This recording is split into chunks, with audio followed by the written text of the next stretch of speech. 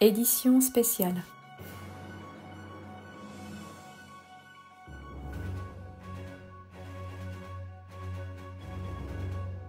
Singapour.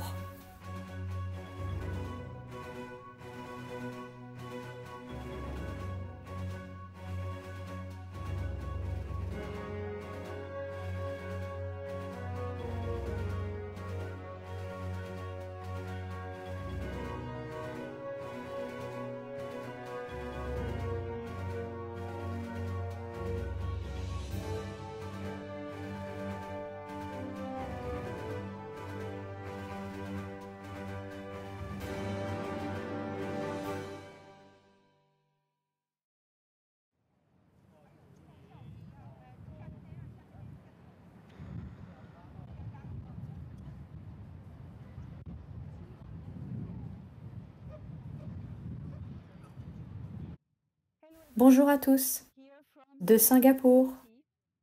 Bienvenue dans le futur, tel que je l'ai vu, tel que l'on me l'a montré. Un bel avenir où la technologie et la nature se mélangent pour créer un environnement pour tous en harmonie avec l'être humain et l'âme humaine. Alors, bienvenue dans ce numéro 53 de Star Nation News, où je vous donnerai des nouvelles de la galaxie qui ont un impact sur l'avenir de la Terre en tant que civilisation. Voyons ce qui se passe de l'autre côté de la galaxie, dans l'amas Stillfire, où se trouve Ea, le prince Ea de l'Empire Anar, qui mène des négociations avec les Arek, en fait, entre les Arek et la Fédération Galactique des Mondes. Comme nous le savons, la Fédération Galactique des Mondes, il y a quelque temps, après avoir mis un terme, presque un terme, ce n'est pas encore fini, à l'Empire Siccar, a perçu la civilisation Arek comme une menace potentielle, car ils sont également une civilisation reptilienne avancée qui est considérée comme un empire.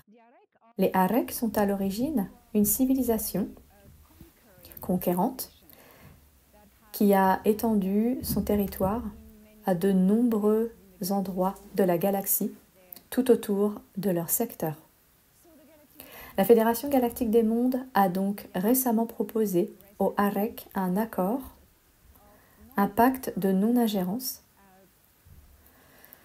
selon laquelle si les Arek changeaient d'avis et tentaient de conquérir d'autres territoires dans la galaxie, ils ne devraient pas interférer avec les territoires protégés par la Fédération Galactique des Mondes.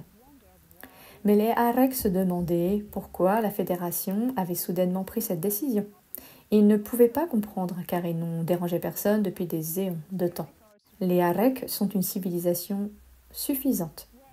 Eh bien, le prince Ea a rejoint il y a peu, de son propre chef, les négociateurs, les diplomates de la Fédération Galactique des Mondes, qui sont présents sur la lune d'Arek Nord, le monde principal de l'Empire Arek.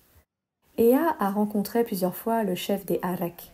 Il est bon de savoir que les Arek ont conclu avec l'Empire Anar un accord de non-ingérence à très long terme, très ancien, qui protège tous les territoires sous la protection de l'Empire Anar contre toute ingérence des Arek, si ces derniers voulaient s'en mêler. Ils s'entendent donc très bien avec Ea. Le problème, c'est que Ea joue le rôle de médiateur. Les Arek ne veulent pas signer ce pacte de négociation, de non-ingérence, car ils n'en voient pas l'intérêt. Ils y voient même un manque de respect de la part de la Fédération, puisqu'ils n'ont dérangé personne. Pourquoi le feraient-ils? Les Arek rencontrent donc Ea. Ea leur explique l'état d'esprit de la Fédération, pour qu'ils comprennent pourquoi la Fédération veut leur proposer cet accord. qui n'est absolument pas une offense pour eux. C'est ce qui se passe depuis quelques semaines maintenant, car Ea est là depuis plus longtemps que prévu. Le Haut Conseil de la Fédération Galactique des Mondes a donné sa réponse. Comme Ea l'a récemment suggéré à la Fédération, si les Arek ne veulent pas s'engager dans un accord avec la Fédération pour protéger les territoires sous la protection de la Fédération contre leur éventuelle, potentielle ingérence, la Fédération pourrait signer avec l'Empire Anar un accord de non-ingérence qui stipulerait que si les territoires sous la protection de la Fédération étaient attaqués, les Anar seraient immédiatement impliqués et obligés de venir les protéger. Cela empêcherait donc les Arek d'interférer dans les territoires de la Fédération Galactique des Mondes parce qu'ils ont ce pacte de non-accord, de non-ingérence, avec l'Empire Anar. Ce qui se passe, c'est que la réponse des envoyés du Haut Conseil de la Fédération est qu'ils veulent reporter tout accord de non-ingérence dans les zones de sécurité avec l'Empire Anar, parce que, non pas qu'ils ne veulent pas, ils s'entendent très bien maintenant avec l'Empire Anar, mais ils veulent en quelque sorte forcer les Arek à signer de toute façon ce pacte de non-ingérence avec les territoires de la Fédération. Ea pense que c'est une mauvaise idée, parce que les Arek ne comprennent toujours pas. Et Ea pense que la Fédération devrait simplement laisser tomber. Les deux envoyés de la Fédération se trouvent donc en ce moment sur la lune d'Arek Nor, Stimpia. Et il y a une grande réunion aujourd'hui avec tout le monde, les dirigeants Arek, les diplomates de la Fédération, de membres du Haut Conseil de la Fédération et aussi Ea sur Arek Nor pour décider de ce qu'il faut faire. Ea propose aujourd'hui, parce qu'il partage son esprit avec moi, Ea propose aujourd'hui une autre solution. C'est que la Fédération et l'Empire Arek commencent une coopération qui serait commerciale et aussi spirituelle. Ea veut offrir et pousser la voie vers une coopération spirituelle afin que les deux organisations, l'Empire d'Arek et la Fédération, commencent à échanger sur des objectifs spirituels. Ce serait la voie de la paix pour tout le monde, parce que c'est la façon la plus élevée de traiter tout conflit. La voie spirituelle, la voie de l'esprit, la voie de la conscience. Voici donc les nouvelles de ce qui se passe dans la zone Arek, la Mastilfire, car cela peut avoir un impact sur toute la galaxie, quelle que soit la décision prise. Nous voyons donc ici que la Fédération Galactique des Mondes, en tant qu'organisation militaire, a sa propre mentalité, qui n'est pas toujours la perspective des autres cultures qui n'en font pas partie et qui voient les choses d'une manière totalement différente. Ea est donc là, heureusement, pour faire le lien, servir de médiateur et unir tout le monde dans un état d'esprit spirituel. Voyons maintenant ce qui se passe dans une autre partie de la galaxie où la guerre avec l'Empire Siccar fait toujours rage, le système Man. Suivez-moi. Fédération Galactique des Mondes.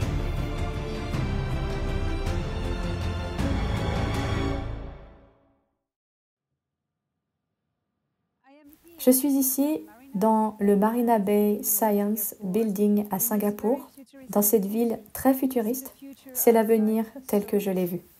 Et en parlant de l'avenir, où la technologie est en équilibre harmonieux avec la nature, disons à 50%, C'est un modèle de ce à quoi ressembleront les villes du futur sur Terre. De ce lieu magnifique, de ce lieu étonnant de Singapour, je vais vous parler de la libération du système stellaire MAN, de ce qui se passe dans le système stellaire de MAN. Il y a de nouveaux développements.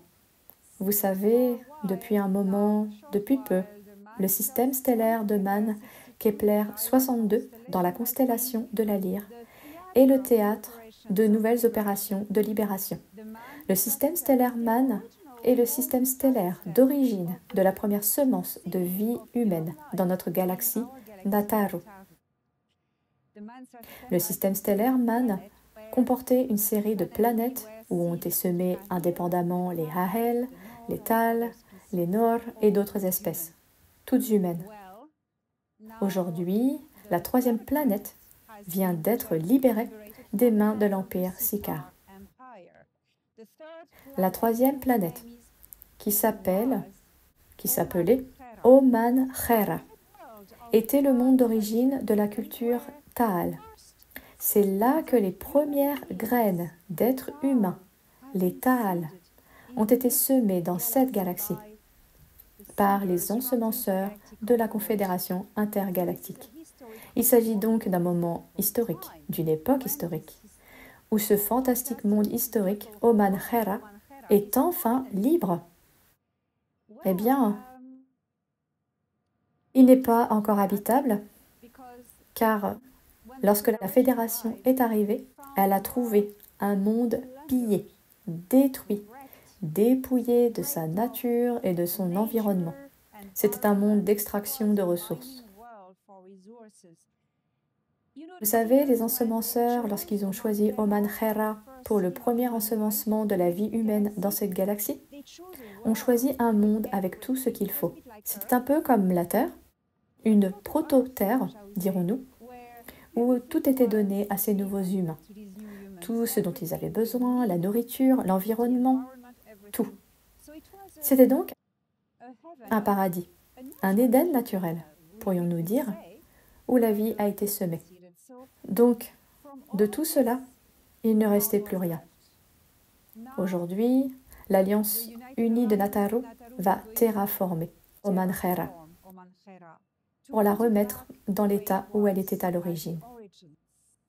Et la Confédération intergalactique fait partie de cette opération de reterraformation d'Oman Khera. Ils apporteront les modèles de ce que ce monde était à l'origine. Il se passe des choses étonnantes dans cette galaxie quand, du futur, je vous parle du passé, un passé qui ressuscite, qui revient à une nouvelle vie. Et sur ces mots d'espoir, de joie et de victoire, je vais maintenant vous parler d'un autre événement qui se passe dans cette galaxie, dans la zone d'Orion. Ce qui se passe avec les vaisseaux hybrides qui ont été trouvés derrière le vortex de l'amas de trapèze. Venez avec moi.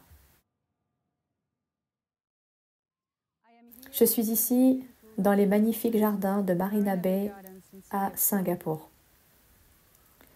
D'ici, je vais vous parler des vaisseaux hybrides qui ont été découverts récemment dans la dimension parallèle de l'amas du trapèze, derrière la nébuleuse d'Orion. Ces vaisseaux hybrides, dont le nombre avoisine les 100 000, là où se trouvaient les vaisseaux, les gris Nebu, cachaient les hybrides qu'ils avaient fabriqués en masse suite aux abductions sur Terre.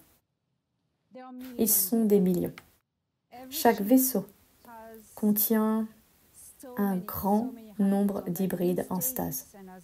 Et comme je l'ai déjà dit, un tiers environ des hybrides ont disparu, sont morts à cause d'un manque d'entretien. Les équipages gris ayant tous péri après que la ruche a été détruite et déconnectée d'eux. Les enquêtes se poursuivent La Fédération galactique des mondes, dirigée par les Kiilitokurt, qui sont maintenant du côté de la Fédération, a découvert que chacun de ces cargos remplis d'hybrides, bien évidemment, avait un piège. Ils contenaient tous, chacun d'entre eux, un détonateur de bombes à antimatière. Ainsi, si ces vaisseaux avaient été déplacés et avaient changé de dimension, ils auraient été activés et auraient explosé. L'antimatière est l'arme la plus destructrice de l'univers créé. Comme les Kiilitokurt l'avaient dit à la Fédération, nous vous recommandons de ne pas amener ces vaisseaux, de ne pas les déplacer dans votre dimension, parce qu'ils pourraient être piégés, être des chevaux de Troie. Et ils avaient raison, car ils ont trouvé ces détonateurs d'antimatière. Les vaisseaux resteront donc sur place et des équipes spéciales extrairont les hybrides un par un. Il s'agit d'une opération de longue haleine, mais un jour, elle sera achevée. Voilà donc où en sont les choses, dans la zone d'Orion, derrière l'amas du trapèze. Nous nous dirigeons vers des temps de grande libération dans cette galaxie, et quoi qu'il arrive avec les Arek, tout va bien, car Ea est là, et il ne reviendra pas sur Nibiru, dans notre système Sol, tant que tout ne sera pas pacifié là-bas, dans le cadre d'une collaboration spirituelle. Et c'est l'avenir de toute culture civilisée, de parvenir à des accords et à des communications pacifiques avec d'autres civilisations sur le plan spirituel et technologique. Elena Danaan pour Star Nation News 53 depuis Singapour. À la semaine prochaine.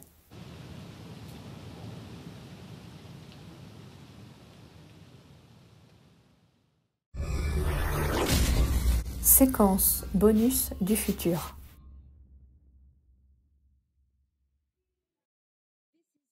Nous sommes ici, dans le jardin de la baie de Singapour.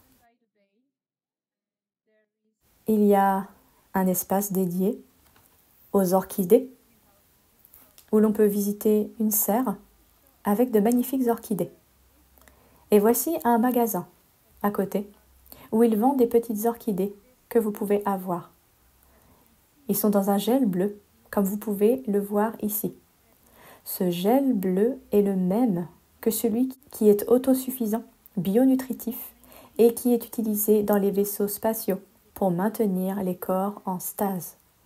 C'est exactement le même gel. Donc vous pouvez le voir au verso, c'est grâce au progrès de la biotechnologie. Ils expliquent que cette plante est autosuffisante, qu'elle est durable dans ce gel bleu et que vous n'avez pas besoin d'eau ou de nourriture, qu'ils remplissent le sol. Et c'est exactement de cela qu'il s'agit. C'est incroyable. Singapour est tellement avancé dans toutes les technologies. C'est l'avenir. Et l'avenir existe déjà. C'est avec émotion que je dis cela. Et regardez ça. C'est absolument incroyable. Incroyable. Ici, ce sont des orchidées. Mais dans les vaisseaux spatiaux, ce sont des corps qui se régénèrent d'eux-mêmes. Vous pouvez injecter l'ADN d'une personne dedans, et cette personne pourrait aller dans un medbed et être baignée dans ce gel bleu, et être rajeunie. C'est donc incroyable. Singapour est incroyable.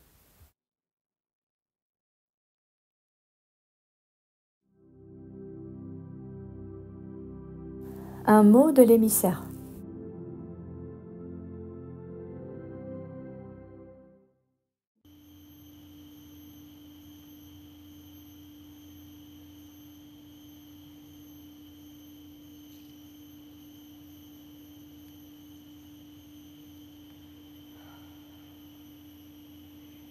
L'humanité a réussi.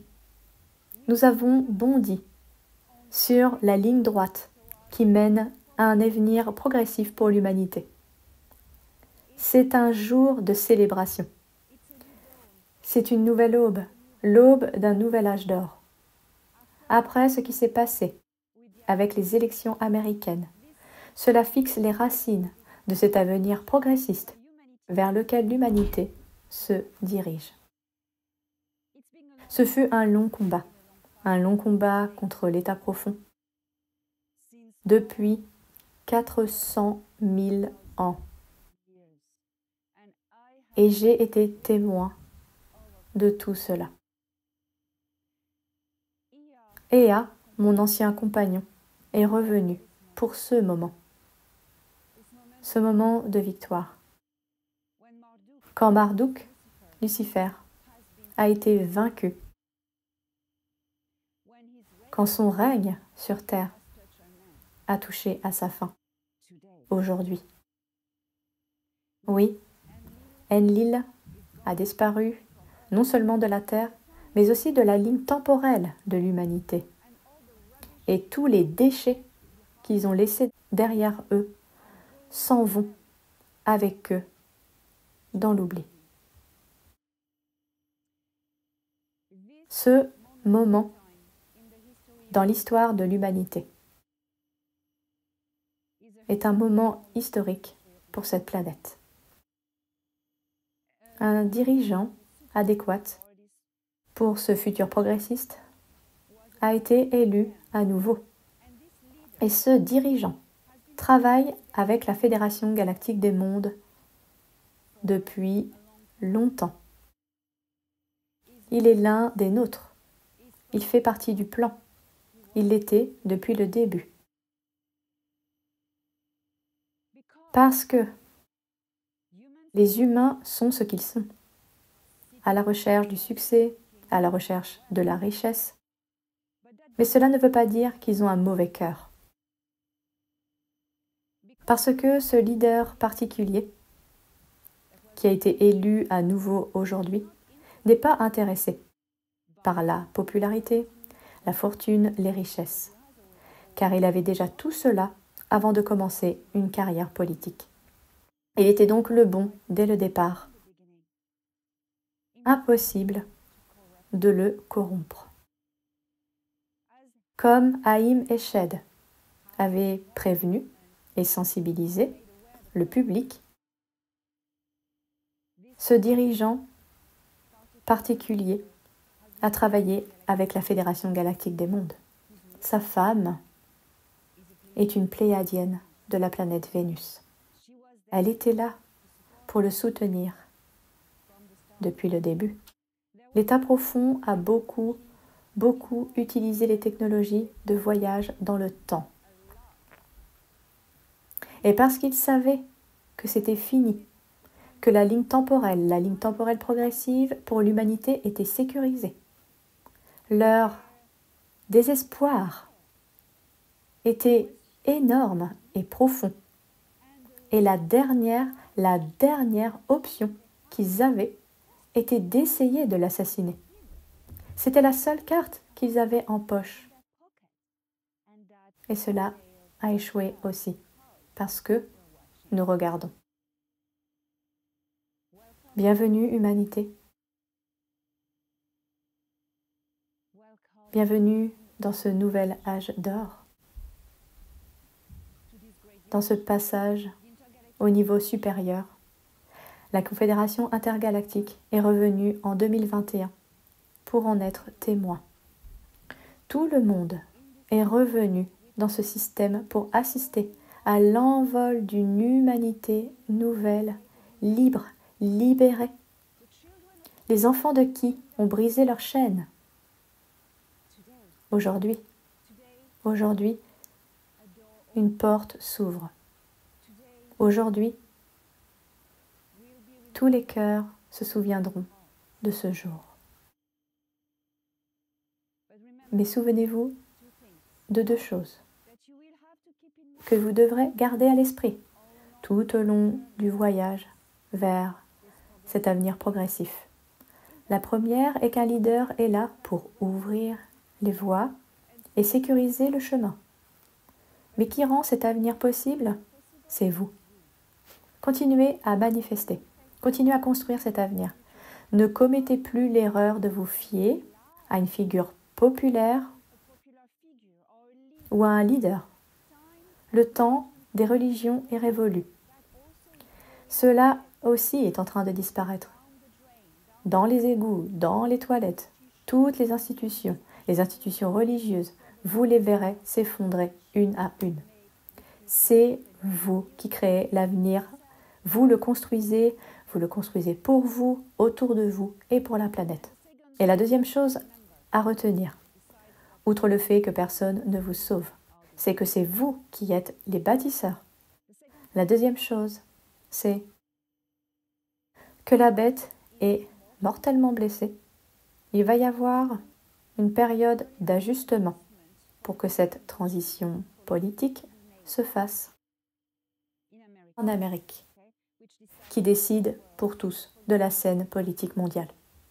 Pendant cette période de transition, j'ai été informé par le haut commandant Thorhan Eredion de la Fédération Galactique des Mondes, mon contact, que l'état profond va essayer de déchaîner l'enfer et de se battre pour faire tomber autant de choses que possible avant de disparaître. Oui, ils sont partis, mais ils vont encore mettre en œuvre tout ce qu'ils voulaient jusqu'à ce qu'ils aient perdu la dernière parcelle de pouvoir.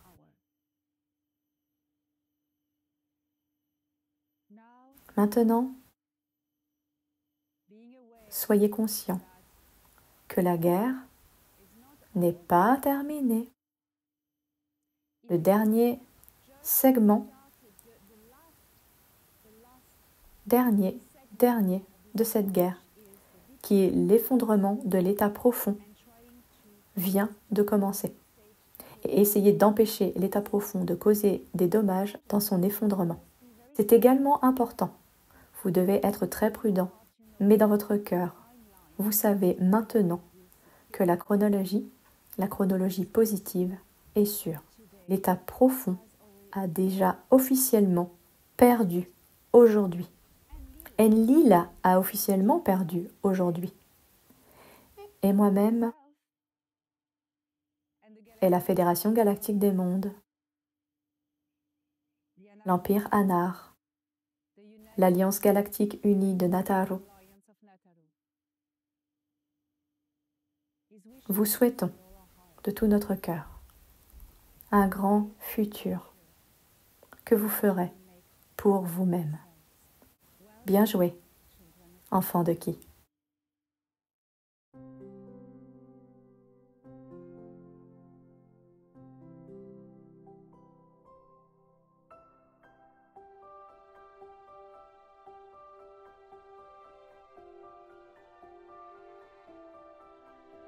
Après une si longue période d'abus silencieux, le moment est maintenant venu.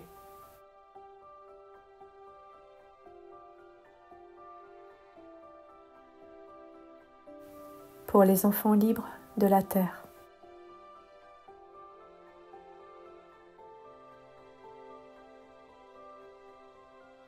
de construire un avenir rempli.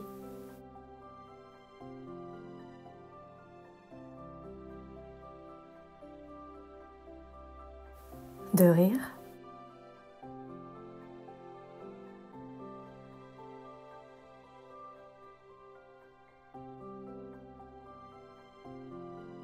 de joie,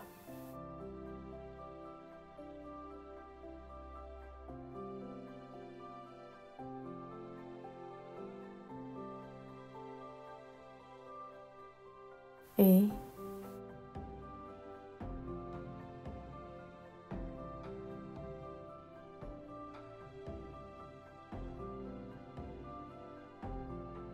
d'émerveillement.